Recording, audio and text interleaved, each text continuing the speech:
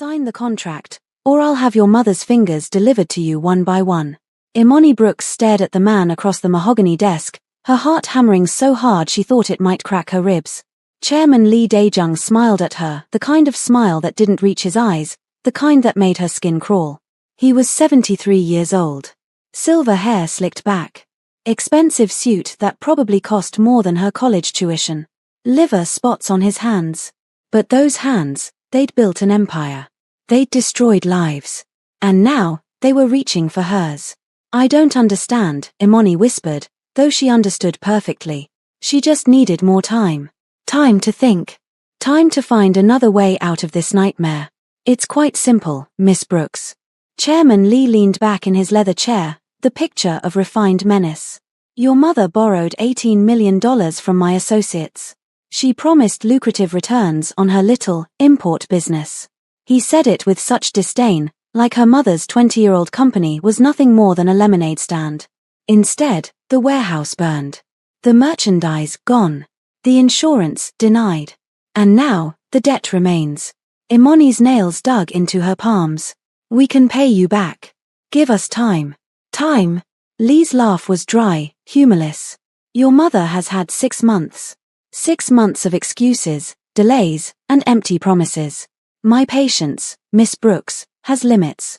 He slid a folder across the desk. Imani didn't want to touch it. Didn't want to see what fresh horror waited inside. Open it. Her hands trembled as she pulled back the cover. Photographs spilled out, her mother leaving their apartment in Chicago. Her mother at the grocery store. Her mother at the hospital for her chemotherapy appointment last week. Someone had been following her. Watching her. You sick bastard, Imani started to stand, but Lee raised one finger. Sit. Down. Something in his voice made her obey. It wasn't loud. It wasn't aggressive. It was the voice of a man who'd never been told no in his life and survived every person who tried. Your mother is dying, isn't she? Lee asked, almost gently. Stage 3 breast cancer. Aggressive. The treatments are expensive, even with insurance. And without your income. He trailed off, letting the implication hang in the air. Imani's throat tightened. She dropped out of law school to help pay the bills. Started working double shifts at the restaurant. Sold everything that wasn't nailed down. It still wasn't enough. It was never enough. What do you want from me? The words came out broken. Lee's smile widened. I want you to marry me. The room tilted. For a moment, Imani thought she'd misheard. Marry him? This man was old enough to be her grandfather. This man was. I can see you're surprised. Lee stood and walked around the desk with slow, deliberate steps. Let me be clear about my expectations. He stopped in front of her. Too close. Close enough that she could smell his cologne, expensive, cloying, suffocating. I'm 73 years old, Miss Brooks, but I assure you I am very much alive. Very much. Capable. His eyes traveled down her body in a way that made bile rise in her throat. I've built my empire. I've crushed my enemies. And now, I want something beautiful to enjoy in my final years. You want a trophy, Imani said flatly. I want a wife. His hand reached out, fingers grazing her cheek. Imani flinched but didn't pull away. A young, beautiful, obedient wife who will warm my bed, bear my name, and stand beside me in public. In return, your mother's debt disappears. Her medical bills paid in full. A trust fund established for her care. And when I die. He paused, tilting his head. Well, let's just say widows in my world are very well taken care of. Imani jerked away from his touch. You want me to sleep with you. I want you to be my wife in every sense of the word. Lee returned to his chair, utterly unbothered by her disgust. The ceremony will be private. Immediate. You'll move into my estate in Los Angeles. You'll accompany me to social functions. You'll share my bed. And you'll smile while doing it. And if I refuse? Lee's expression hardened. Then your mother's debt will be collected. With interest. I'm told she's quite attached to her fingers. Her toes. Her teeth. He picked up a pen, clicking it idly. My associates are very creative when it comes to debt collection. They'll keep her alive, of course. Alive and suffering. And you'll get to watch, knowing you could have prevented it. Imani's vision blurred. This couldn't be real. This couldn't be happening. 1 year, she choked out. Give me 1 year, and then. No. Lee's voice was final. No divorce. No separation. You'll be my wife until death do us part. Mine could come tomorrow. Could come in 10 years. But until then, you belong to me. The folder still lay open on the desk. Beneath the surveillance photos, Imani saw another document. A marriage contract. Already prepared. Already notarized. All it needed was her signature. I need time to think. You have 60 seconds. Lee checked his Rolex. After that, I make a phone call, and your mother loses the first finger. You're insane. 30 seconds. Imani's mind raced. There had to be another way. Alone. 15 seconds. Her mother's face flashed in her mind. Gaunt from chemo. Exhausted. But still fighting. Still trying to smile when Imani visited. I'm so sorry, baby. I never meant for any of this to happen. Lee picked up his phone. Wait. Imani lurched forward, grabbing the pen. Her hand shook so badly she could barely hold it. I'll do it. I'll marry you. Lee's smile returned. Wise choice. Imani pressed the pen to paper. Her signature looked wrong, jagged, desperate, nothing like the confident loops she'd practiced for law school applications. The moment the ink dried, Lee stood. The ceremony is tomorrow evening. 6 o'clock. My estate in Brentwood. Wear white. He walked to the door, then paused. Oh, and Miss Brooks. Don't even think about running. I have eyes everywhere. If you disappear, your mother pays the price. The door clicked shut behind him. Imani sat alone in the office, staring at her signature on the contract. She just sold herself to a monster. Sold her body, her freedom, her future. But her mother would live. That had to be enough. It had to be. The next 24 hours passed in a blur. Imani went home to the cramped 2-bedroom apartment she shared with her mother. She didn't tell her what she'd agreed to. Couldn't. Her mother was asleep, exhausted from treatment, and Imani stood in the doorway just watching her breathe. I'm doing this for you, she thought. You're going to hate me when you find out. But you'll be alive to hate me. That night, she barely slept. Every time she closed her eyes, she saw Chairman Lee's hands reaching for her. Felt his breath on her skin. By morning, a package arrived. Inside, a wedding dress. White silk, fitted, elegant. Beautiful. And a note in Lee's handwriting, wear nothing underneath. Imani threw up in the bathroom. The car arrived at 4 o'clock, a black Mercedes with tinted windows and a driver who didn't speak. Imani sat in the back, the dress wrapped in plastic beside her, and watched Chicago disappear through the window. They drove to a private airfield. A jet waited. Where are we going? Imani asked. Los Angeles, the driver said. His first and only words to her. The flight took 4 hours. Imani didn't eat. Didn't drink. Just stared out the window at the clouds and wondered if she jumped, would it be quick? By the time they landed, the sun was setting over Los Angeles, all golden light and smog and palm trees. The city looked beautiful. Like a postcard. Like a lie. Another car. Another silent drive. The Lee estate was in Brentwood, hidden behind high walls and iron gates. The house itself was massive, modernist architecture, all glass and stone, built into the hillside with a view of the city below. Imani was led to a bedroom suite. You have 1 hour to prepare, a stern-faced woman told her. Korean accent. Cold eyes. The ceremony begins at 6. Do not be late. The door locked behind her. Imani stared at the wedding dress laid out on the bed. White silk. Delicate lace. A noose disguised as couture. She wanted to rip it apart. Burn it. Scream. Instead, she put it on. The dress fit perfectly. Of course it did. Lee had probably studied every inch of her body in those surveillance photos. Knew her measurements better than she did. She stared at herself in the mirror. The woman looking back was a stranger, elegant, poised, and utterly terrified. A knock at the door. It's time. The ceremony was held in a private hall on the estate grounds. Imani was escorted by 2 silent guards who positioned themselves at her sides like jailers. The room was nearly empty. Maybe 20 people, all Korean, all watching her with expressions ranging from curiosity to contempt. She was the outsider. The black American girl who'd somehow trapped their patriarch.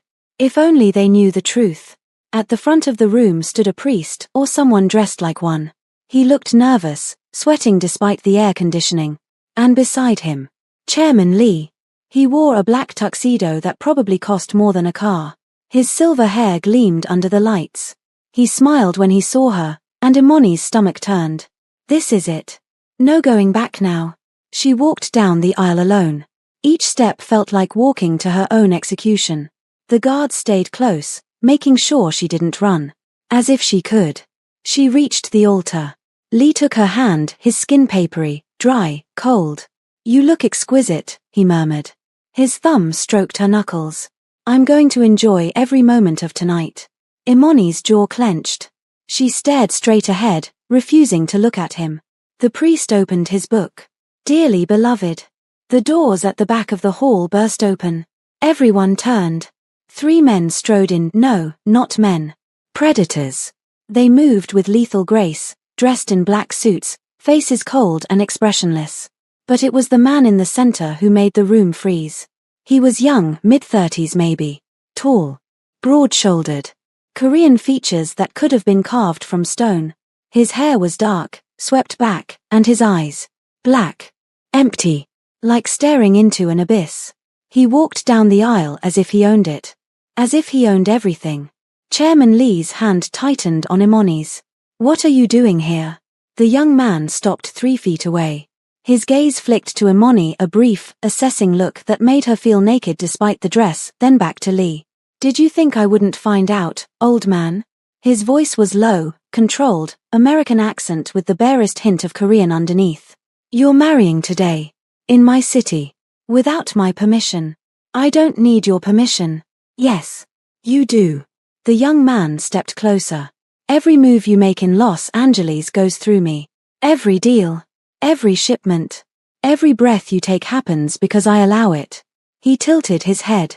So I'll ask again. What makes you think you can hold a wedding without my blessing? Lee's face reddened. This is a private family matter. Is it? The young man's eyes cut to Imani again. This time, he held her gaze. Who is she?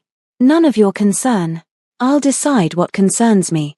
He took another step, close enough now that Imani could see the scar along his jawline. Old. Faded. But vicious. Her name. Imani Brooks, Lee spat. She's no one. An American girl. I'm marrying her to pay off her mother's debt. The young man finished. 18 million. Borrowed from the Jade Syndicate 6 months ago. Defaulted after the warehouse fire. He smiled, but it was the smile of a shark. Did you think I didn't have eyes on that deal? Imani's blood ran cold. How did he know? Lee's hand was shaking now. Beck. Chairman Lee. The young man, Beck, said it like a title and an insult. You're standing in my territory, using my resources, collecting debts tied to my asterisk money. And you didn't think to inform me? It was a private loan. There are no private loans in Los Angeles. Beck's voice dropped to something deadly. Everything here belongs to me. One of Lee's guards stepped forward. Beck didn't even look at him. One of his own men moved, a blur of motion, and suddenly the guard was on the ground, unconscious. The room erupted. Gasps. Shouts. Beck raised one hand, and silence fell like a guillotine. Here's what's going to happen, he said calmly. This wedding is cancelled. The girl goes free. And you, Chairman Lee, will return to Korea and never set foot in my city again. No. Lee's voice shook with rage. No. She signed a contract. She's mine. She's not yours. Beck's eyes were black ice. She never was. Lee pulled Imani closer, his grip bruising. I paid for her. I own her. Beck moved. One moment he was 3 feet away. The next, his hand was wrapped around Lee's throat, slamming him against the altar. Imani stumbled back, heart racing. You don't own anything, Beck said softly. You're a guest in my city, old man. And you just overstayed your welcome. Lee clawed at Beck's hand, choking. You can't. I can. I will. Beck leaned in close. And if you ever come near her again, I'll gut you in front of your entire family. Do you understand? Lee's face was turning purple. I said, do you understand? A strangled nod. Beck released him.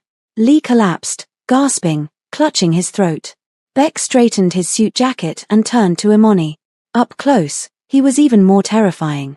Beautiful, yes, devastatingly so, but there was nothing soft in those eyes. Nothing human. Come with me, he said. Imani didn't move. Who are you?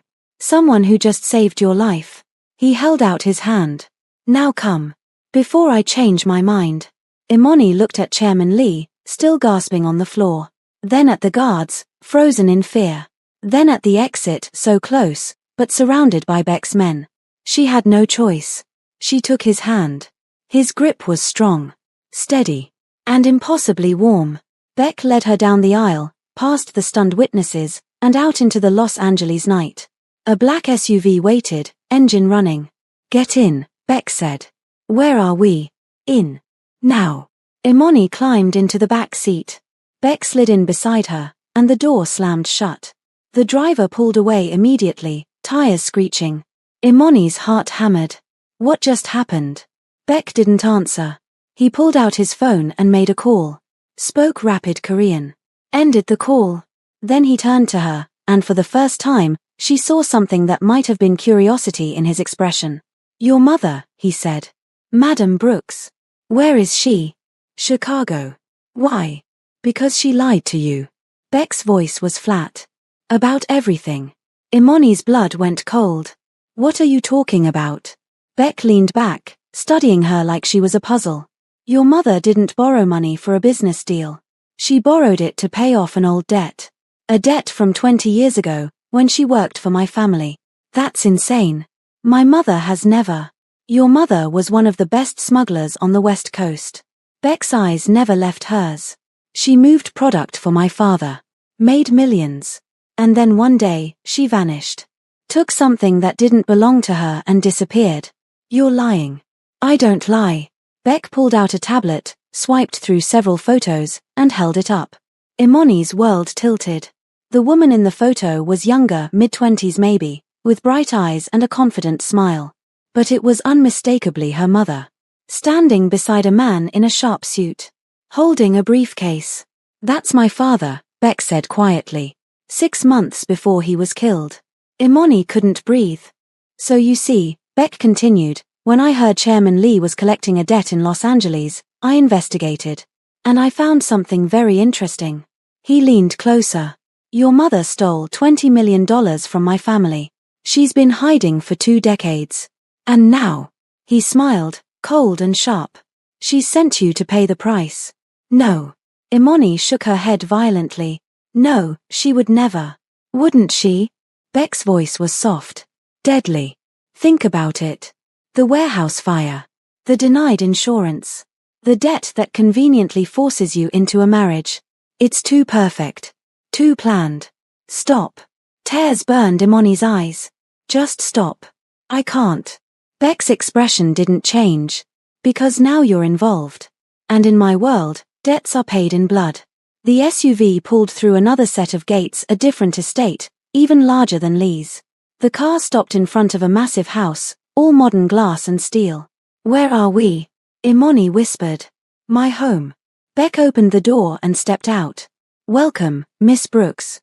You're going to be here for a while. What? No, I'm leaving. You're not. Beck leaned back into the car, and his eyes were black voids. You walked into my territory. You're tied to a debt 20 years in the making. And until I decide what to do with you. He smiled, and it was the most terrifying thing Imani had ever seen. You belong to me now. The door slammed shut. Guards appeared, silent, armed, terrifying. Imani was trapped. She'd escaped one monster, only to fall into the hands of something far worse. Baek Jin-woo. The White Wolf. And in his world, there was no such thing as mercy. The guest room was a prison dressed in luxury. Floor-to-ceiling windows overlooked the Los Angeles skyline, a sea of lights glittering against the darkness like broken stars. The bed was massive, draped in silk sheets that probably cost more than Imani's entire wardrobe. Abstract art hung on the walls. A chandelier sparkled overhead. And the door was locked from the outside. Imoni had tried it 17 times in the last hour. 17 times, the handle refused to turn. She'd pounded on it, screamed, demanded to be let out. No one came. Now she stood at the window, still wearing the wedding dress, her reflection ghostly in the glass. Behind her, the room looked like something from a magazine. In front of her, Los Angeles sprawled endlessly, a city full of people who had no idea she existed. No idea she'd just become a prisoner. Her phone was gone. They'd taken it in the car. Her purse gone. Even her shoes had been removed, leaving her barefoot on cold marble floors. Think, Imoni. Think. But every thought led back to the same nightmare, her mother. Her mother, who'd supposedly worked for the Korean Mafia. Who'd stolen $20 million. Who'd been hiding for 2 decades. It couldn't be true. Her mother was a businesswoman. Tough, yes. Street smart, absolutely. But a smuggler? A thief? No. Beck is lying.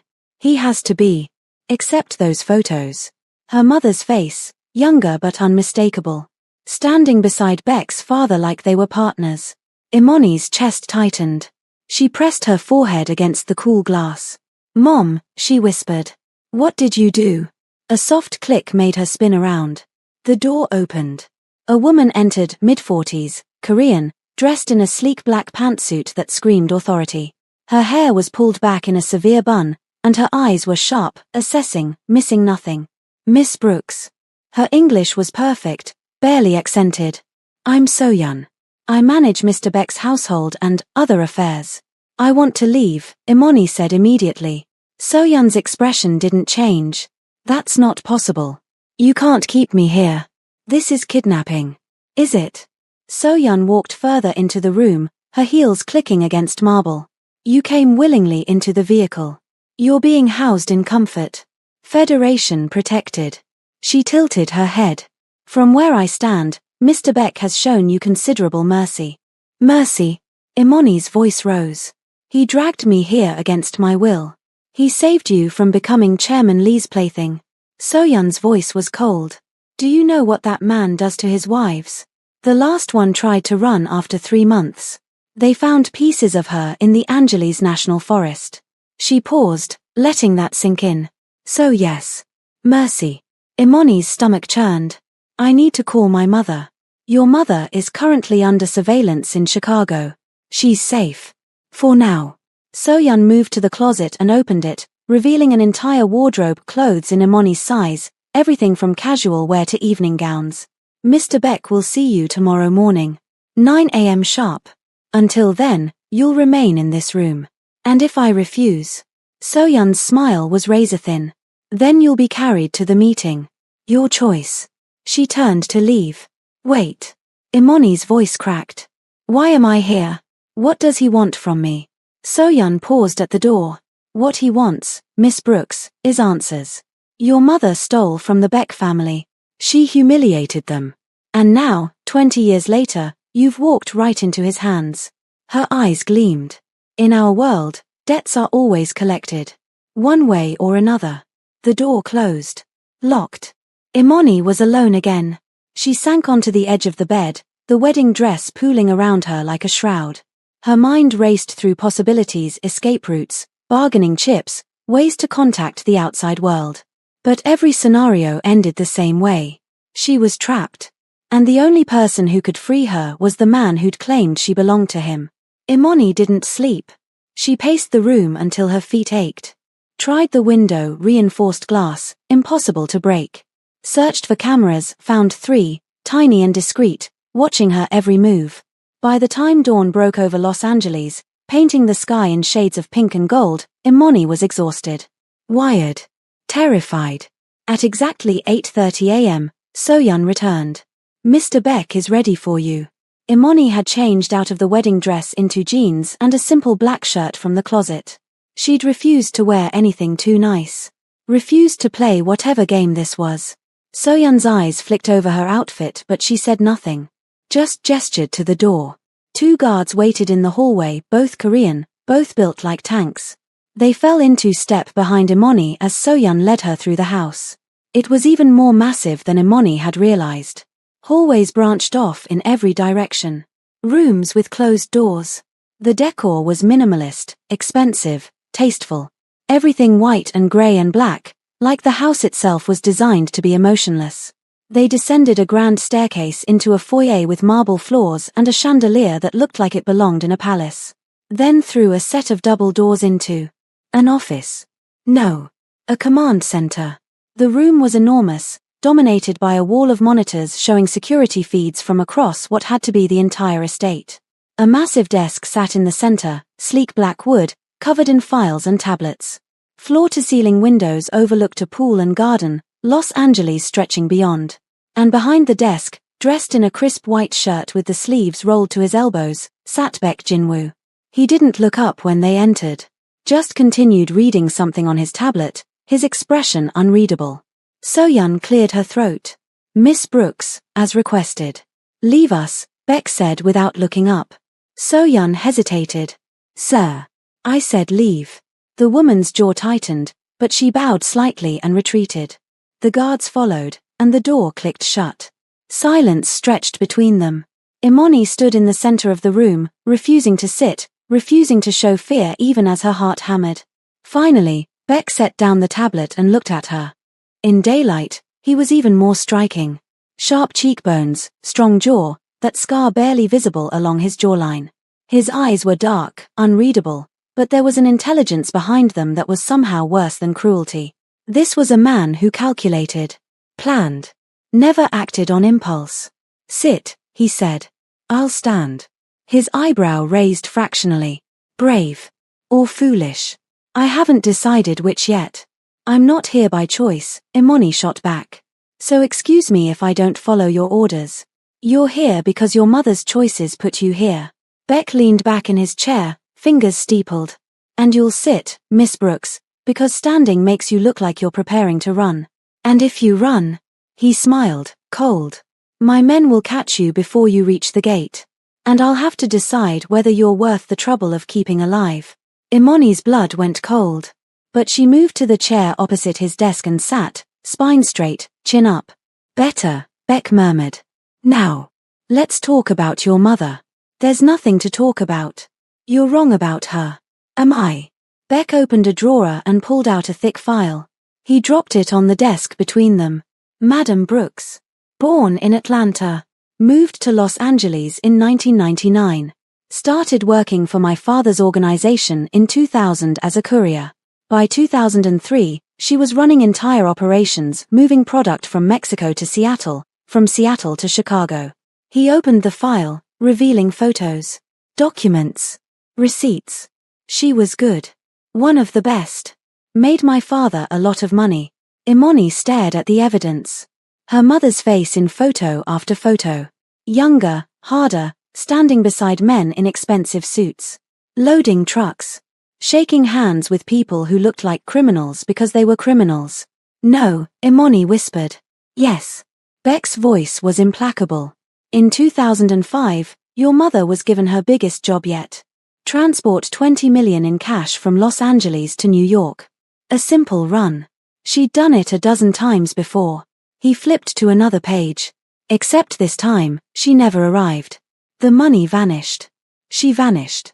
My father sent people looking for her. They searched for 3 years. He looked up, and his eyes were black ice. Until he was killed in 2008. And then, the search stopped. If she stole from you, why didn't you keep looking?" Imoni demanded.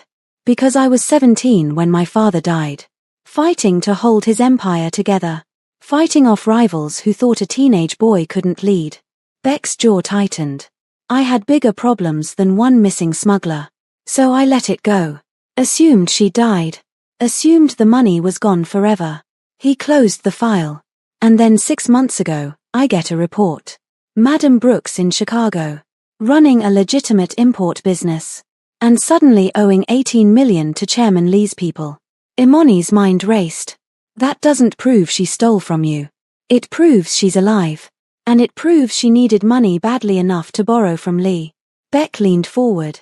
"Why? What happened to the 20 million she stole? Where did it go?" "I don't know." "Liar." "I'm not lying." Imoni's voice rose. "I don't know anything about this. My mother built her company from the ground up. She worked her ass off. With stolen money, Beck interrupted. That's how she started, isn't it? The original capital for her business. $20 million, laundered through real estate and shell companies. He pulled out another document. I've had my people digging through her finances for the last 24 hours. Your mother is very good at hiding money, but not good enough. He slid the document across the desk. Imani's hands shook as she picked it up. Bank statements. Property records. All in her mother's name. All showing transactions from 2005 onward, deposits, purchases, investments. All funded by money that didn't exist before 2005. Oh my God, Imani breathed. Now you're starting to understand. Beck's voice was softer now. Almost gentle. Your mother stole from my family. She used that money to build a new life. And when that life collapsed, when the warehouse burned and the business failed, she borrowed more money she couldn't pay back. Money from men who don't forgive debts. He paused. And then she offered her daughter as collateral. No. Tears burned Imani's eyes. She wouldn't. She did. Beck's expression didn't change. The contract you signed with Chairman Lee? Your mother negotiated every term. She knew exactly what she was sending you into. Imani's world shattered. Her mother. Her mother who'd raised her alone. Who'd worked double shifts to send her to college. Who'd cried when Imani got into law school. That same mother had sold her to a predator. I'm going to be sick, Imani whispered. There's a bathroom through that door. Beck gestured to the left. Take your time. Imani stumbled to the bathroom and barely made it to the toilet before she vomited. Everything in her stomach, which was nothing, since she hadn't eaten, came up in painful heaves. When she finally stopped, she leaned against the cool tile floor, shaking. This can't be real. This can't be real. But it was. Everything Beck had shown her, the photos, the documents, the timeline, it all fit. All those years when her mother had been building the business, she'd been spending stolen money. All those times she'd been networking, she'd been covering her tracks. And when it all fell apart, she'd sacrificed her daughter to save herself. A soft knock on the door. Miss Brooks. Imani didn't answer. I'm sending food up to your room. You need to eat. Go to hell, Imani said hoarsely. Silence. Then, your anger is understandable. But it's misdirected. I'm not your enemy. Imani laughed bitterly. You're keeping me prisoner. I'm keeping you alive. Beck's voice was closer now, just outside the door.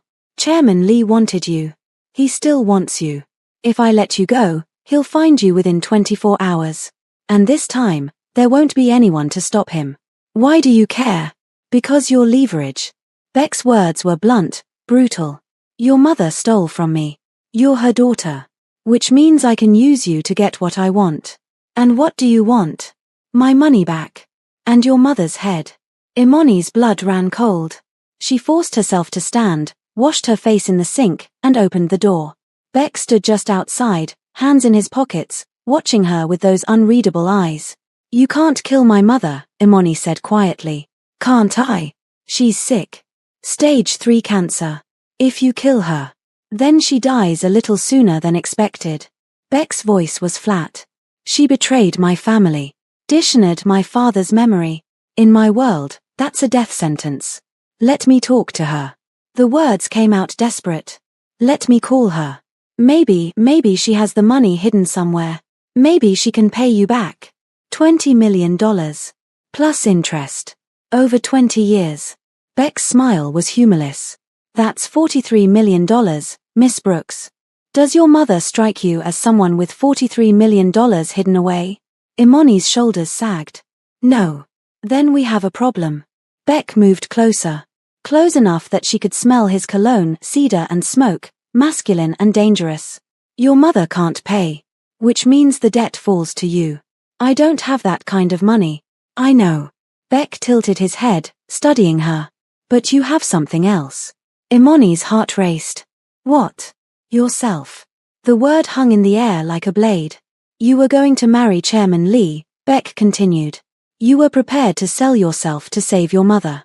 To endure an old man's touch, his bed, his degradation, all to clear a debt. His eyes never left hers. So here's my offer. Marry me instead. Imani's breath caught. What? Marry me. Be my wife. In public, in private, in every way that matters. Beck's voice was calm, businesslike. In exchange, I'll consider your mother's debt paid. She lives out her final months in peace. And you? He paused. You belong to me. That's insane. Is it? Beck's expression didn't change. You were willing to do it for Lee. A man who would have brutalized you, used you, destroyed you. I'm offering the same deal, but with rules. What rules? You live here. You accompany me to social functions. You play the role of dutiful wife. Beck's eyes darkened. And you share my bed when I require it. Imani's hands clenched into fists. You want me to be your whore. I want you to be my wife. Beck's voice hardened. There's a difference. A whore is temporary. A wife is permanent. And in my world, marriage is binding. No divorce. No separation. Until death. Why? Imani demanded. Why do you want this? You could have anyone. I don't want anyone. Beck moved even closer, and Imani's back hit the doorframe. She was trapped. I want you. Because you're your mother's daughter. Because every time I look at you, I'll remember what she took from me. And every time I touch you. His hand reached up, fingers ghosting along her jaw. I'll be taking something back. Imani jerked away from his touch. You're sick. I'm practical. Beck lowered his hand. You have two choices, Miss Brooks. Marry me, and your mother lives. Refuse, and I'll have her killed within the week. Then I'll sell you to the highest bidder. There are plenty of men like Chairman Lee who'd pay a fortune for someone like you. Tears burned Imani's eyes. I hate you. You don't know me well enough to hate me yet. Beck stepped back, giving her space. But you will. In time. He turned and walked back to his desk, leaving Imani trembling in the bathroom doorway. You have until tonight to decide, Beck said without looking at her. 9 p.m. Come to my office with your answer. Choose wisely. Soyeon appeared at the door. Miss Brooks. I'll escort you back to your room. Imani followed numbly, her mind spinning. Marry Beck Jin-woo. The White Wolf. The man who wanted revenge against her mother. Or let her mother die.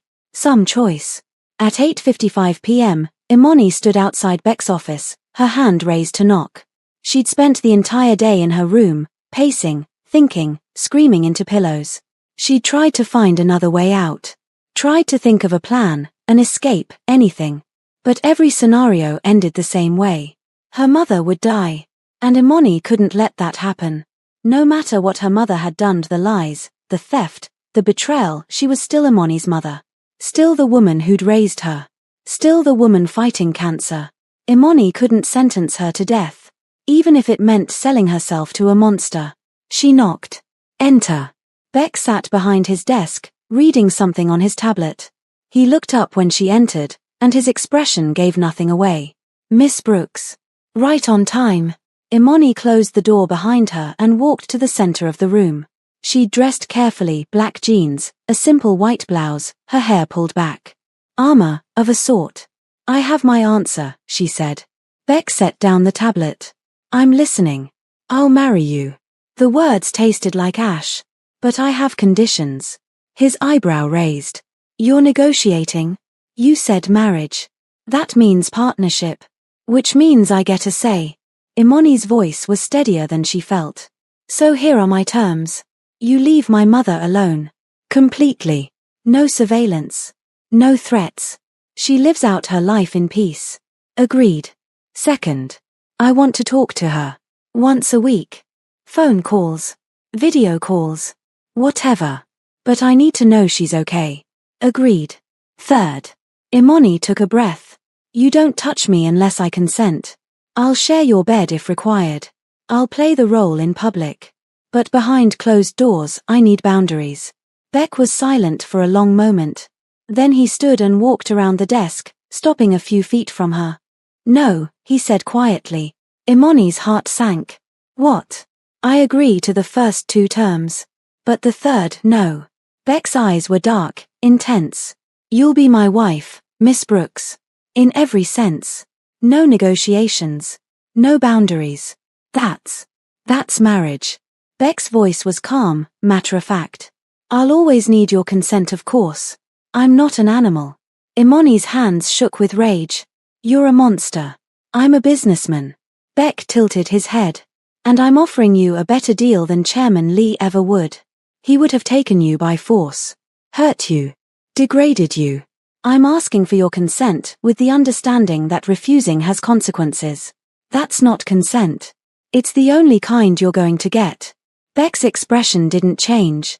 So, do we have a deal? Or do I make a phone call to Chicago? Imani closed her eyes. Thought of her mother.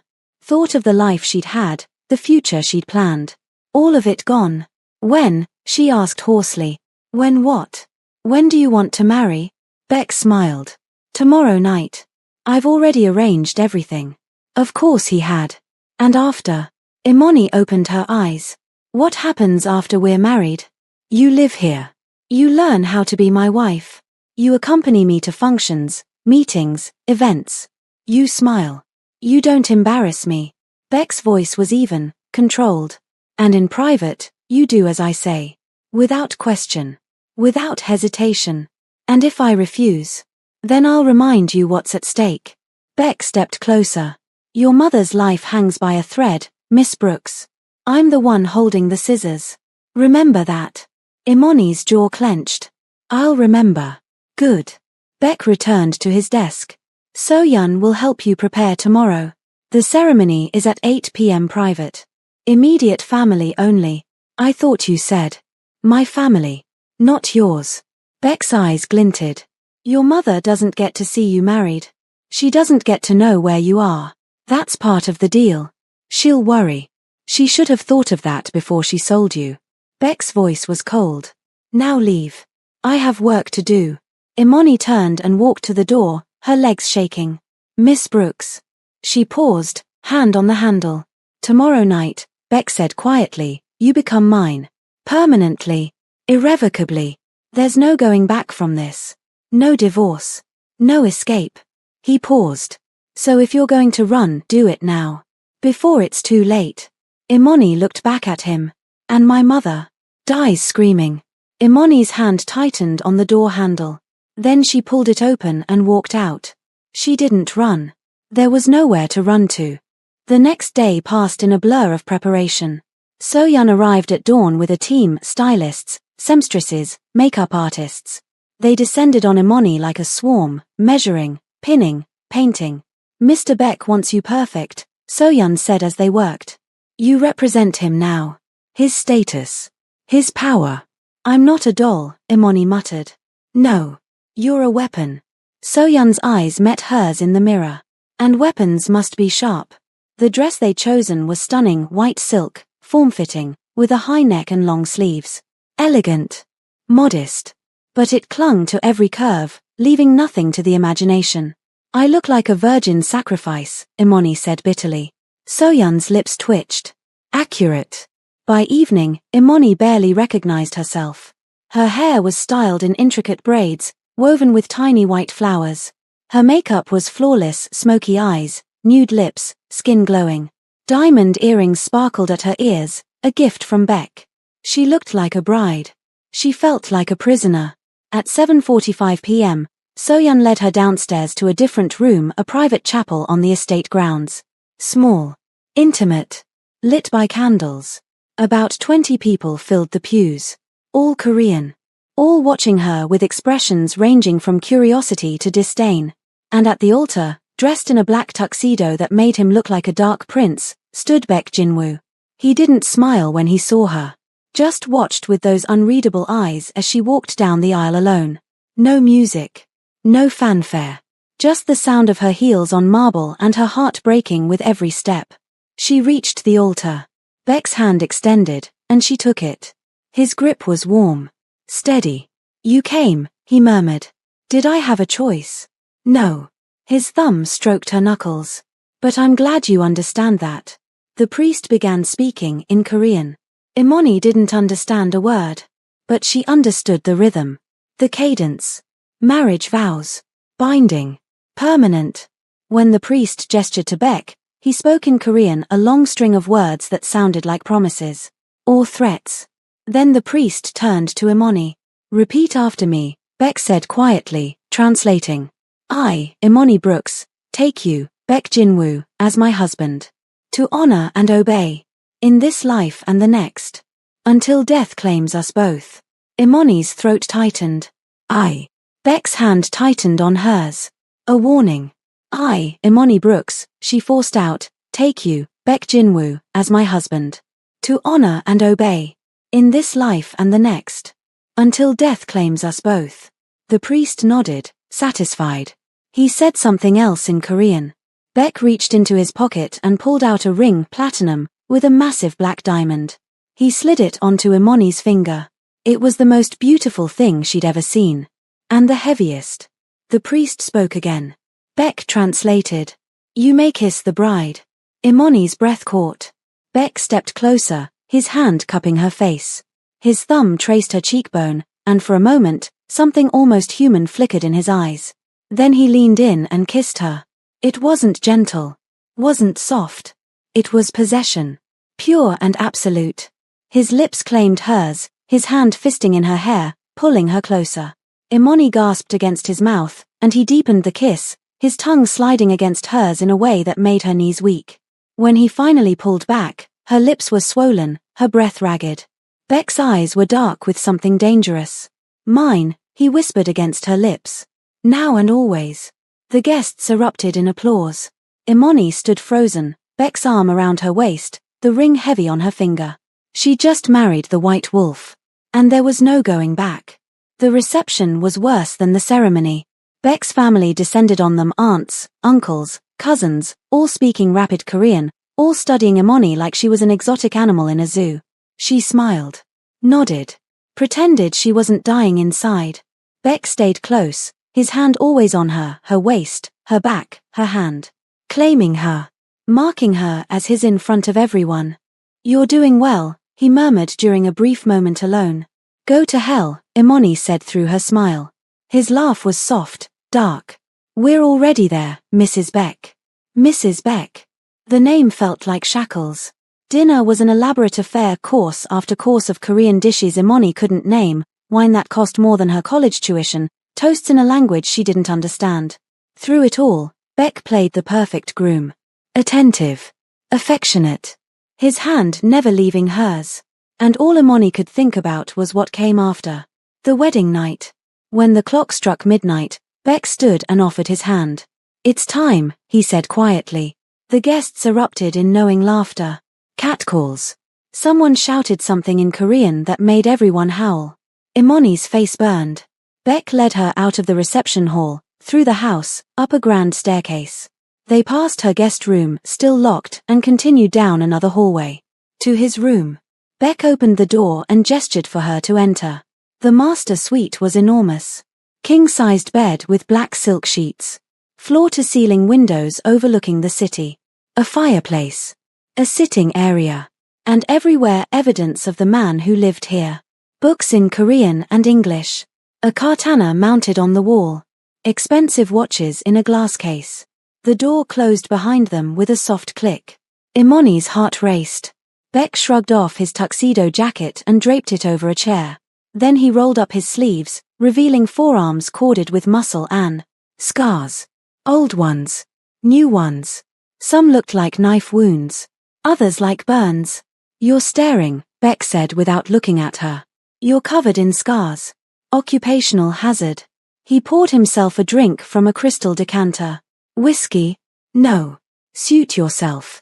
He took a sip, then turned to face her. You can stop standing by the door. I'm not going to attack you. Could have fooled me, Imani muttered. I said I'd require your consent. Beck's eyes glinted. I never said I'd make it easy. He set down his glass and walked toward her. Slow. Deliberate. Imani's back hit the door. Beck stopped inches away, one hand braced against the door beside her head. He was so close she could feel the heat radiating off him. You're afraid, he observed. I'm smart. Same thing, in my world. His free hand reached up, fingers trailing along her jaw. But you don't need to be. Not tonight. What? Beck's smile was cold. I'm not going to touch you. Not yet. Imani blinked. But you said. I said you'd be my wife in every sense. And you will be. His thumb traced her lower lip. But I'm not Lee. I don't need to force you. I don't need to take what isn't freely given. He leaned in, his breath warm against her ear. I'm going to make you want me, Imani. I'm going to make you beg for my touch. And when you finally come to me willingly, desperately, that's when I'll take you. Imani's breath caught. That'll never happen. Won't it?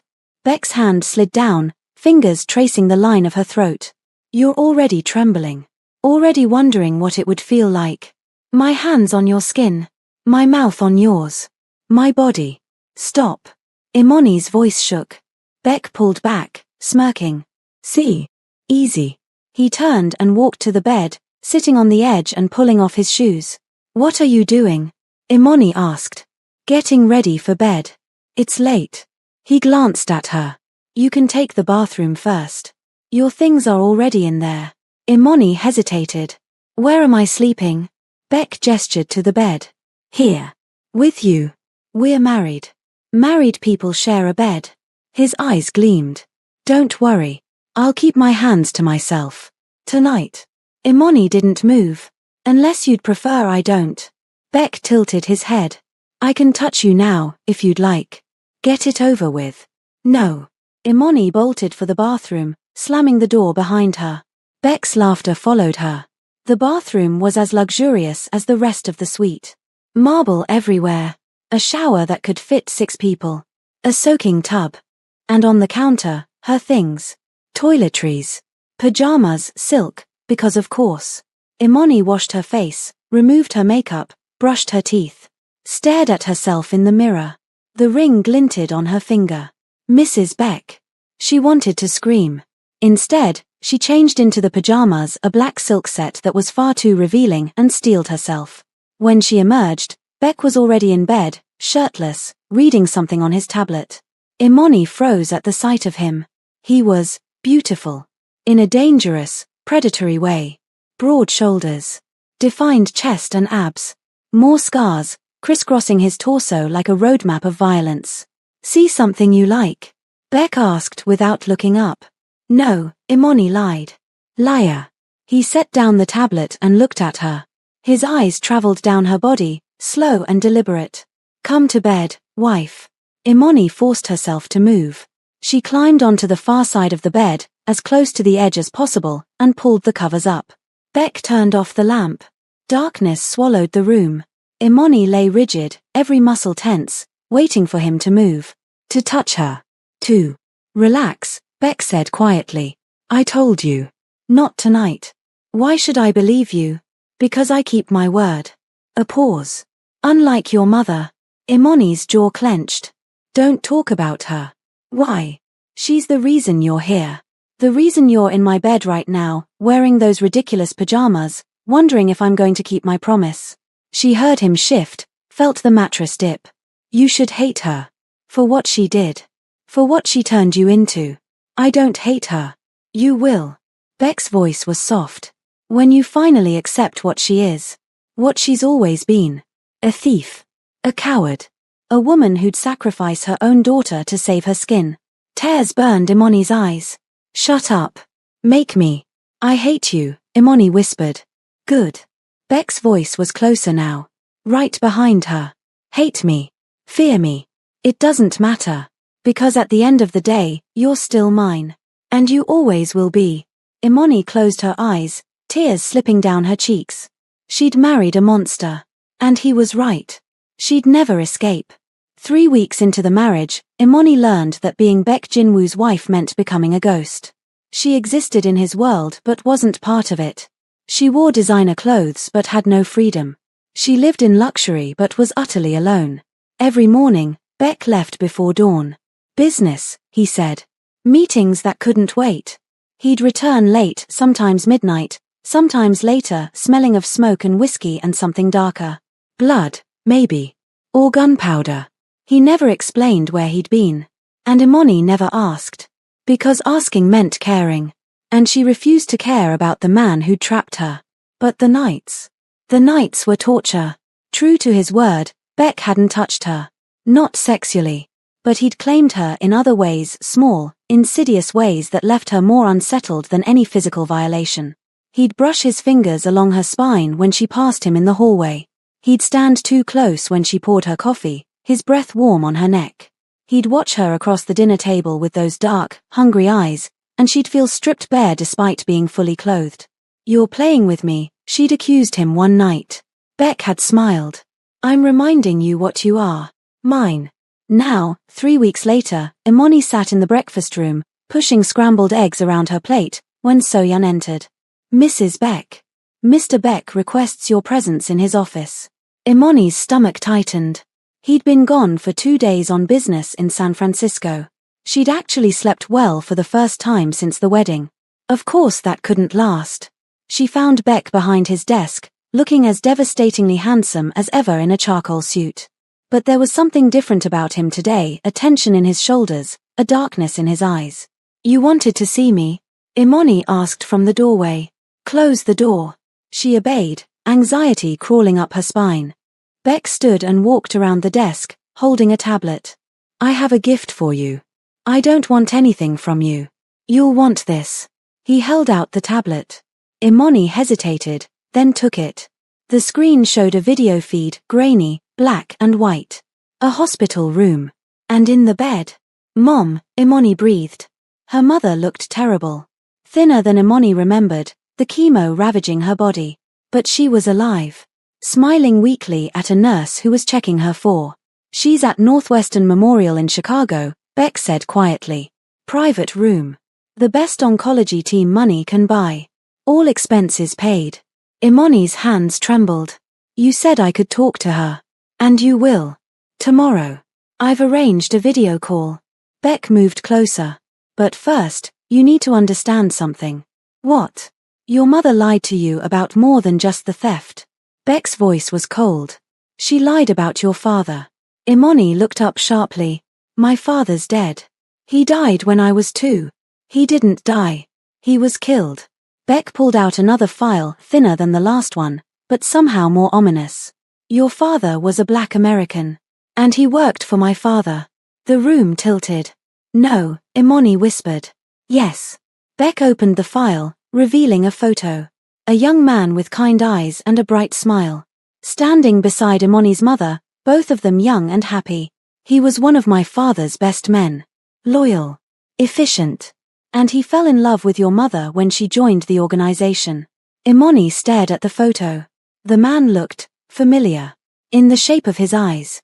The curve of his smile. In her own reflection. "My father approved the relationship," Beck continued. "Even attended their wedding. You were born a year later. And for a while, everything was perfect." His expression hardened. "Until your mother decided $20 million was worth more than her family." "What are you saying?" "I'm saying your mother didn't just steal money. She killed your father to get it." The words landed like a bomb. Imani stumbled back, shaking her head. No, that's the truth." Beck's voice was relentless. "Your father discovered what she was planning. He tried to stop her. And she shot him. Made it look like a hit from a rival gang. Then she took you and the money and disappeared." "You're lying." "Read the file." Imani's hands shook as she took it. Inside were police reports. Autopsy findings. Witness statements all in Korean, but with English translations clipped to each page. Park Minute-jun, gunshot wound to the chest. Close range. No sign of struggle. Suspected shooter, unknown female associate. Last seen with Madam Brooks. "Oh my God," Imani breathed. "Your mother is a murderer," Beck said quietly. "She killed your father. She stole from my family. And then she raised you on blood money, all while playing the victim." Imani sank into a chair, the file slipping from her fingers. Everything she'd known, every memory, every story her mother had told her about her father's tragic death, it was all a lie. "Why are you telling me this?" Imani asked hoarsely. "Because tomorrow, you're going to talk to her. And when you do, you're going to ask her about your father." Beck crouched in front of her, his eyes level with hers. "And you're going to watch her lie to your face. Again." "I can't." "You can. You will." His hand cupped her face, forcing her to look at him. Because you need to understand, Imani. Your mother doesn't love you. She never did. You were always just a pawn. A tool. And when you stopped being useful, she sold you. Tears streamed down Imani's face. But I'm not her, Beck continued, his voice softer now. I won't sell you. I won't abandon you. You're mine, and I protect what's mine. You don't protect me. You own me. In my world, Beck said, his thumb wiping away a tear, they're the same thing. The video call was set up in Beck's office the next morning. Imani sat in front of the large monitor, her heart hammering, while Beck stood behind her, silent, watchful, a constant presence. The screen flickered to life. And there was her mother. Baby. Madam Brooks's face lit up despite her obvious weakness. Oh, baby, I've been so worried. Mom. Imani's voice cracked. Are you okay? Where are you? That Chairman Lee, he said you were with him, but then everything went dark. I'm not with Lee. Imani forced the words out. I'm in Los Angeles. Her mother's face changed. Los Angeles? What? Who are you with? Beck Jin-woo. The color drained from her mother's face. No. No, baby, you need to run. I can't run. I'm married to him. Silence. Then, what? He stopped the wedding to Lee. And then he made me an offer. Marry him, or he'd kill you. Imani's hands clenched in her lap. So I married him. Oh my God. Her mother's face crumpled. Oh my God, Imani, I'm so sorry. Are you? Imani's voice hardened. Are you really sorry, Mom? Of course I am. Then tell me the truth. Imani leaned forward. Tell me about Park Minute-jun. Her mother went rigid. Tell me about my father. Your father's dead, I told you. You told me he died in a car accident. But that was a lie, wasn't it? Imani's voice rose. He didn't die in an accident. He was murdered. Shot at close range. And you were the last person seen with him. Her mother's eyes filled with tears. Who told you? Is it true? Imani demanded. Did you kill my father? It's not that simple. Yes or no, Mom? Did you kill him? A long, horrible silence. Then, quietly, yes. The word shattered something in Imani's chest. But you don't understand, her mother rushed on. He was going to turn me in. I was trying to leave, to give us a better life, and he said he'd tell Beck's father everything. He was going to get me killed. So you killed him first. Imani's voice was hollow. I didn't have a choice. You always have a choice. Imani's hands slammed on the desk. You chose money over my father. You chose lies over truth. And then you chose to sell me to save yourself. I was trying to protect you. By offering me to Chairman Lee? Imani's laugh was broken. By letting him buy me like property? That's protection. I thought it would be 1 year, and then you'd be free, and would have enough money to disappear again. Again. Imani repeated the word. We'd disappear again. Like we've been doing my whole life. Running from the people you stole from. Living on my father's blood money. She stood, shaking. You made me an orphan. You made me a criminal's daughter. And then you made me a prisoner. Imani, please. I don't want to hear it. Imani's voice broke. I don't want your excuses. Your justifications. You killed my father. You stole everything. And you've been lying to me my entire life. I love you. No, you don't. Imani's tears fell freely now. You love yourself. You've always loved yourself more than anyone else. More than Dad. More than me. That's not true. Goodbye, Mom. Imani reached forward and ended the call. The screen went black. Silence filled the office.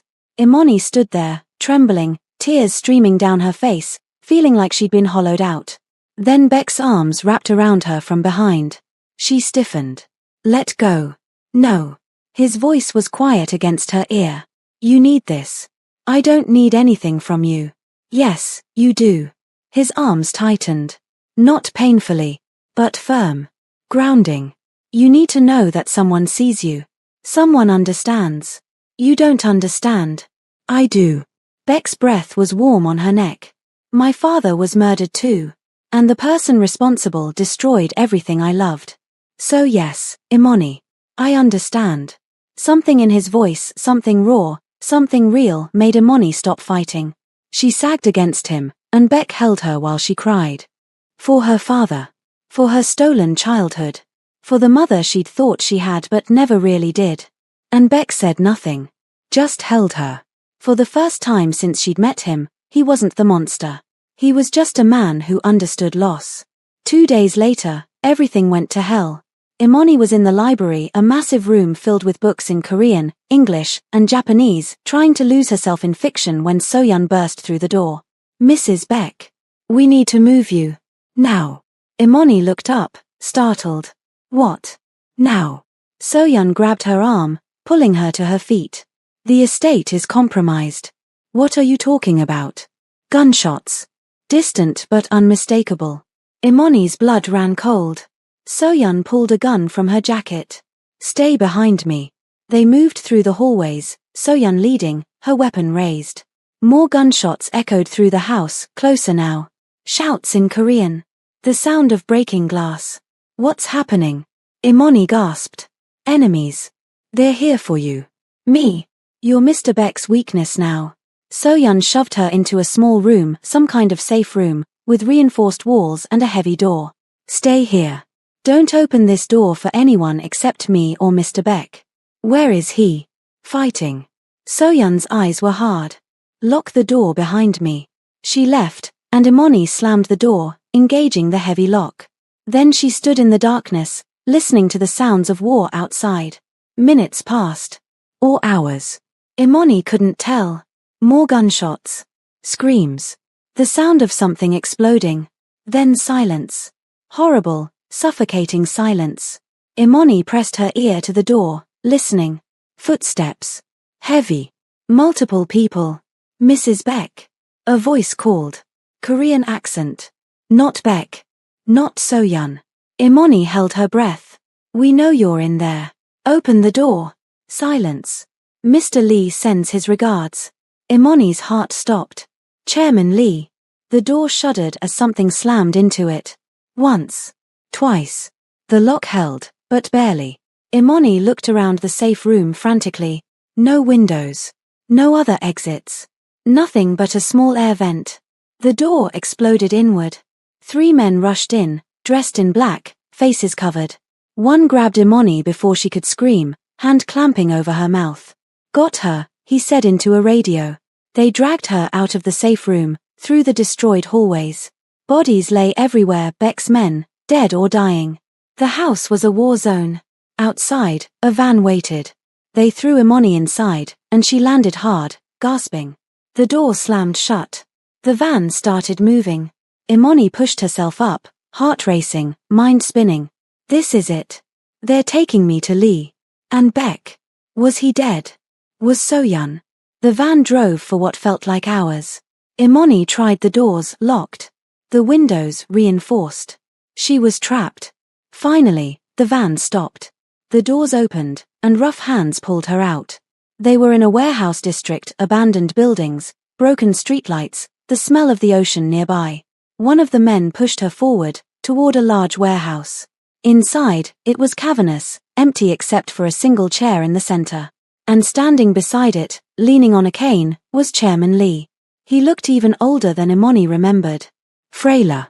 But his eyes burned with something vicious. Miss Brooks, he said, smiling. Or should I say, Mrs. Beck? Such a short marriage. What a pity. Imani said nothing. I told you, Lee continued, walking closer. I don't forgive debts. Your mother owes me. And since she can't pay. He reached out, fingers grazing Imani's cheek. You will. Imani jerked away. Beck will come for me. Beck is dead. Lee's smile widened. My men made sure of it. Killed him in his own home. Poetic, don't you think? You're lying. Am I? Lee gestured, and one of his men held up a phone, showing a photo. Beck. Lying on the floor of his office, blood pooling beneath him. Imani's world stopped. No, she whispered. Yes. Lee's hand grabbed her chin, forcing her to look at him. So now you're mine. As you should have been from the beginning. Imani's grief turned to rage. She spat in his face. Lee's expression darkened. He backhanded her, and Imani fell, tasting blood. You little bitch. I'd rather die than let you touch me, Imoni snarled. That can be arranged. Lee nodded to his men. Tie her up. I'll deal with her later. After I've decided whether she's worth keeping alive. They dragged Imoni to the chair and bound her wrists and ankles with zip ties. Then they left, locking the warehouse door behind them. Imoni was alone. She slumped in the chair, tears streaming down her face. Beck was dead. The monster who'd trapped her. The man who'd held her while she cried. The husband she'd hated and started to understand. I'm sorry, she whispered to the empty warehouse. I'm sorry I didn't. A sound. Soft. Almost imperceptible. Metal on metal.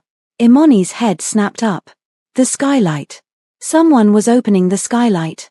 A figure dropped through, silent, graceful, landing in a crouch. Then stood. Tall. Broad-shouldered. Moving with lethal purpose. Imoni's breath caught. Beck. He stepped into the dim light, and yes, it was him. Alive. Bloodstained. Furious. And behind him dropped 3 more figures. His men. You're alive, Imoni breathed. Beck crossed the distance between them in seconds, pulling a knife and cutting through her restraints. Of course I'm alive, he said quietly. Did you think I'd die that easily? But the photo. Staged. We knew they were coming. Beck pulled her to her feet, his hands checking her for injuries. When he saw the blood on her lip, his expression turned murderous. Who hit you? Lee. Where is he? Outside, I think. Beck turned to his men, speaking rapid Korean. They nodded and disappeared. Then he looked back at Imoni, and something in his eyes made her chest tighten. You came for me, she whispered. Of course I did. Beck's hand cupped her face. You're mine. That's not. I came for you, Beck interrupted, because the thought of Lee touching you made me want to burn the world down. Because the thought of losing you, he stopped, his jaw clenching. Because you're more than property, Imoni. You're. Gunshots erupted outside. Beck shoved Imoni behind him, pulling a gun from his holster. The warehouse door burst open. Lee's men poured in, a dozen, maybe more, all armed. Beck's men engaged them immediately. The warehouse exploded into chaos, gunfire, shouts, the smell of cordite. Beck pushed Imoni toward a stack of crates. Stay down. Don't move. Beck. Stay. Down. Then he was gone, moving into the fight with lethal precision. Imoni crouched behind the crates, watching in horror as the battle raged. Beck moved like a demon, every shot perfect, every movement efficient. He wasn't just fighting. He was executing. One by one, Lee's men fell. Until only one remained. Chairman Lee himself, clutching a gun with shaking hands. Beck walked toward him slowly. Predatory. You came into my city, Beck said quietly. You attacked my home. You took my wife. She was mine first. She was never yours. Beck's voice was ice. She's mine. And you just signed your death warrant. Lee raised the gun. Beck moved. A single shot. Lee dropped, clutching his knee, screaming. Beck stood over him, gun aimed at his head. Please, Lee gasped. Please, I'll give you anything. There's nothing you have that I want. Beck's finger tightened on the trigger. Except your death. Beck. Imoni's voice cut through the warehouse. He paused, glancing back at her. She stood, walking toward him despite the carnage around them. Don't, she said quietly. He tried to take you. I know. Imoni stopped beside him. But if you kill him like this, you'll regret it. I won't. Yes, you will. Imoni's hand touched his arm. Because that's not who you are. You're not a monster. She paused, the words catching in her throat. You're the man who held me when I cried. Who protected me. Who came for me. Beck stared at her, something raw and vulnerable flashing in his eyes. Then he lowered the gun. He lives, Beck said to his men. For now. Take him to the authorities. Let them deal with him. His men moved forward, dragging the screaming Lee away. Beck turned to Imoni, and for the first time since she'd met him, he looked tired. Human. You saved him, he said quietly. I saved you. Imoni's hand found his. From becoming something you're not. Beck's fingers laced through hers. And what am I? I don't know yet. Imoni's voice was soft. But I'd like to find out. They burned the warehouse to the ground. Beck's men made sure no evidence remained, no bodies, no weapons, no trace that the battle had ever happened. And then Beck took Imani home. The estate was a disaster. Broken glass. Bullet holes. Bloodstains on marble floors. It'll take weeks to repair, Soyun said, appearing from somewhere with a tablet and a grim expression. She had a bandage on her shoulder but seemed otherwise intact. We should relocate to the Malibu house. No. Beck's arm tightened around Imani's waist. We stay here. This is our home. We don't run. Soyun bowed slightly. As you wish. She disappeared, barking orders in Korean to the cleanup crews. Beck led Imani upstairs to their bedroom, miraculously untouched by the attack. Sit, he said, guiding her to the bed. I need to check your injuries. I'm fine. Humor me. Imani sat, and Beck knelt in front of her, his hands gentle as he examined the cut on her lip, the bruises forming on her wrists from the zip ties. He hit you, Beck said quietly. Too quietly. It's just he hit you. Beck's eyes met hers, and they were filled with cold fury. I should have killed him. But you didn't. Because I asked you not to. Imani's hand touched his face. Thank you. Beck's eyes closed at her touch. I almost lost you today. But you didn't. I could have. His hand covered hers. If I'd been slower. If my men had failed. If he stopped, his jaw clenching. The thought of Lee having you. Touching you. It what? Imani asked softly. Beck opened his eyes, and what she saw there took her breath away. Fear. Real, genuine fear. It terrified me, he admitted. I've survived assassination attempts. Torture. War. And I've never been afraid. But the thought of losing you, he stopped, looking away. It unmade me. Imani's heart stuttered. Beck. I know I trapped you. Forced you into this marriage. Made you hate me. His voice was raw. But somewhere along the way, you stopped being revenge. Stopped being a debt. And became, he looked back at her. Everything. Tears burned Imani's eyes. I don't understand. I love you. The words came out rough, like they'd been torn from somewhere deep. I love you, and I don't know when it happened. Maybe when you stood up to me. Maybe when you cried in my arms. Maybe the first moment I saw you at that altar, wearing white and looking terrified. He stood, pulling her to her feet. But I love you. And I need to know if there's any chance at all, that you could love me back. Imani stared at him. This man. This beautiful, broken, terrifying man who'd stolen her freedom and somehow, impossibly, given her something else. A home. Protection. Understanding. And maybe, love. I hated you, she said quietly. I hated you so much. Beck's expression shuttered. I know. But I don't anymore.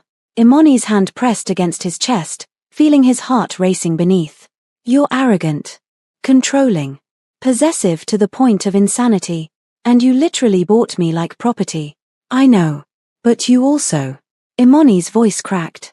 You also held me when no one else would. You protected me from monsters worse than yourself. You came for me when you could have let me die. And you let me save you from becoming someone you'd regret. I think, she took a shaky breath. I think I'm falling in love with you. And I hate that. I hate that the man who trapped me is the same man who makes me feel safe. Who makes me feel, she stopped, tears falling. Who makes me feel seen. You are seen. Beck's forehead pressed against hers. Every moment. Every breath. I see you, Imani. And I will spend the rest of my life proving that you're more than what your mother made you. More than what I tried to make you. You're yours, Imani finished. Mine, Beck agreed. And I'm yours. Completely. He kissed her. It felt like a promise. And in the ruins of everything they'd been, they built something new. Something that looked like love. 6 months later. Imani stood in Beck's office, their office now, since she'd started helping him manage the legitimate side of his business, reviewing contracts when Soyun entered. Mrs. Beck. You have a visitor. Imani looked up. Who? Your mother. The pen slipped from Imani's fingers. She hadn't spoken to her mother since that video call. Hadn't wanted to. The betrayal was still too raw. But 6 months of therapy, both individual and with Beck, had helped. Slowly, painfully, Imani had started to process everything. And she'd realized something. She needed closure. "Show her in," Imani said quietly. So-Yun hesitated. "Are you sure?" "Yes." A moment later, Madam Brooks entered. She looked better than the last time Imani had seen her. The chemo had worked, apparently.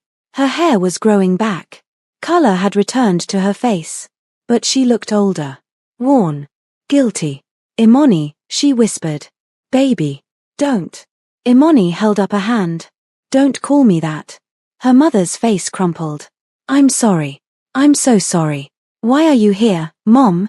"Because I needed to see you. To explain." "There's nothing to explain." Imani's voice was steady. "You killed my father. You stole money. You lied to me my entire life. And then you sold me to save yourself." She paused. "What's left to explain?" "I did it for you." "No. You did it for yourself." Imani leaned against the desk. "You wanted an easy life. Fast money. And when it all fell apart, you sacrificed me to clean up your mess. That's not fair. Isn't it?" Imani's eyes were hard. "You're the reason I'm here. The reason I had to marry a man I didn't know. The reason I almost died. I never meant. But you did." Imani's voice softened. "And I've spent 6 months trying to forgive you. Trying to understand. And I think I finally do." Her mother looked up, hope flashing in her eyes. "You were scared," Imani continued. "Desperate. And you made terrible choices. Choices that hurt people. Hurt me." She took a breath. "But I can't carry your guilt anymore, Mom. It's yours. Not mine." "What are you saying?" "I'm saying goodbye." Imani's voice was gentle but final. "I'm saying I release you. From my life. From my future. You'll always be my mother. But you're not my family anymore. Imani, please. Beck paid your medical bills. Set up a trust fund for your care. You'll be comfortable for the rest of your life." Imani walked to the door, opening it. "But this is the last time we'll see each other." Her mother stood, tears streaming down her face. "Don't do this." "I have to." Imani's own tears fell. "Because if I don't, I'll never be free. And I deserve to be free." Her mother walked to the door, pausing beside her. "I did love you. In my own way. I know." Imani's voice broke. But it wasn't enough. Her mother left, and Imani closed the door behind her. Then she stood there, crying, grieving the mother she'd thought she had. Arms wrapped around her from behind. "I'm proud of you," Beck murmured. "That took courage." Imani turned in his arms, burying her face in his chest. "It hurts. I know." He held her tight. "But it'll get better. I promise." "How do you know?" "Because you have me now." Beck's hand tilted her face up. "And I'm not going anywhere." Imani smiled through her tears. "Promise. Promise." He kissed her forehead. "You're stuck with me, Mrs. Beck. For better or worse. Till death." "Till death," Imani agreed. And for the first time in her life, that vow didn't feel like a prison sentence. It felt like freedom. The estate had been fully restored. Better than before, actually. Beck had insisted on upgrading everything: security systems, reinforced windows, panic rooms in every wing. "We're not getting caught off guard again," he'd said. Now, 1 year after their wedding, the estate gleamed. And tonight, it was filled with people. Beck's family. His business associates. Friends, yes, Imani had made friends among the other wives in their circle. It was their anniversary party. Imani stood on the terrace, watching the sun set over Los Angeles, wearing a stunning red gown that Beck had picked out himself. "There you are." His voice came from behind her. "Hiding from our guests. Just taking a moment." Imani smiled as he wrapped his arms around her from behind. "It's been a good year. Has it?" Beck's lips brushed her neck. "Even the part where I'm overbearing and possessive? Especially that part." Imani laughed. "Though the therapy is helping. Couples therapy was your idea. And you hate it." "I don't hate it." Beck turned her in his arms. "I just think the therapist takes your side too often. That's because you're wrong too often." "Impossible." He kissed her, slow and deep. "I'm never wrong. See?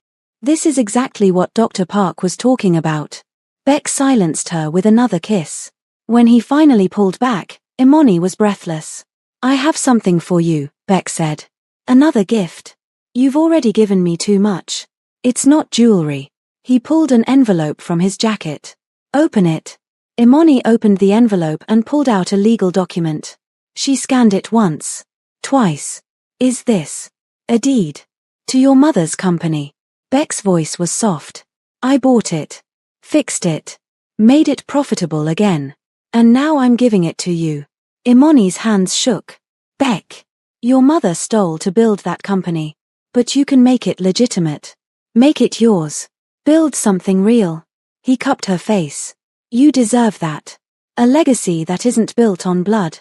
Tears spilled down Imani's cheeks. I don't know what to say. Say you'll run it. Say you'll build an empire that makes my empire look small. He smiled. Say you'll keep challenging me and driving me insane and making me a better man. I love you, Imani whispered. God help me, I love you so much.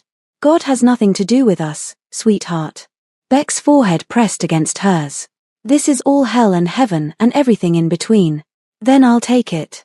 Imani kissed him. All of it. Forever. Behind them, the party continued. Music played. Guests laughed.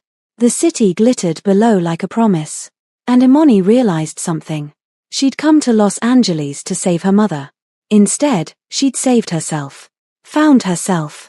And found love in the most unlikely place, in the arms of a monster who'd become a man. Who'd become hers. Ready to go back inside? Beck asked. In a minute. Imani leaned against him, watching the sunset. I just want to remember this moment. Why?